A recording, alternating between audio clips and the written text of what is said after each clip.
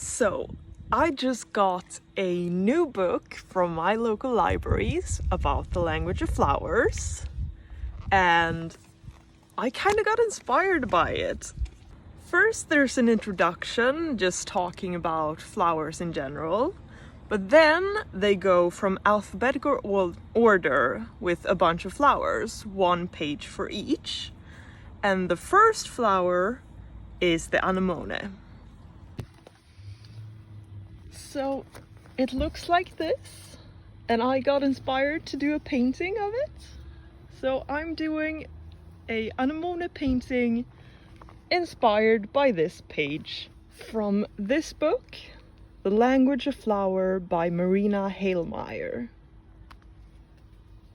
The anemone's name is derived from the Greek anemos, the wind, because of its delicate flowers appear to open in a gentle spring breeze because its blossoms is so short-lived, like a breath of wind. For these reasons, the anemone has become a symbol of transitionness. This lovely red flower originated in the Near East and have been found throughout the Mediterranean since prehistoric times.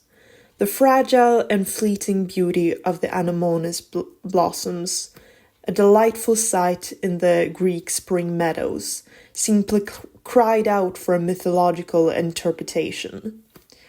The flowers came to be associated with the lovers Aphrodite and Adonis, and so became a symbol of suffering and death. They developed from the tears of a devoted Aphrodite mourning the death of her beloved Adonis, whose young blood is said to have engendered the pheasant's eye, a close relation of the anemone.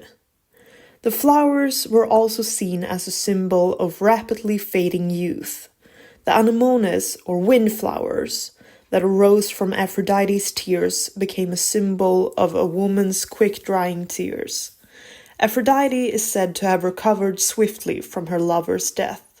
This is why the anemones can be seen as a symbol of enraged or ephemeral love. The Roman scholar Plinth the Elder considered the anemone one of the most suitable flowers for inclusion in a wreath. He also mentioned their medicinal value. They not only relieved headaches but also inflammation and pain in the abdomen. He emphasized their almost sacred importance as the first flower of the year, saying that the very first one to blossom should be eaten to ensure protection from illness through the rest of the year. The significances attributed to the anemones by the ancients resurfaced in the Middle Ages, when they are regarded as a symbol of parting, suffering, and death. The red color of the flower is to remind us of the self-sacrifice of Christ and the martyrs. Meditative contemplation of the anemone should make one's heart receptive to the message of the Holy Spirit.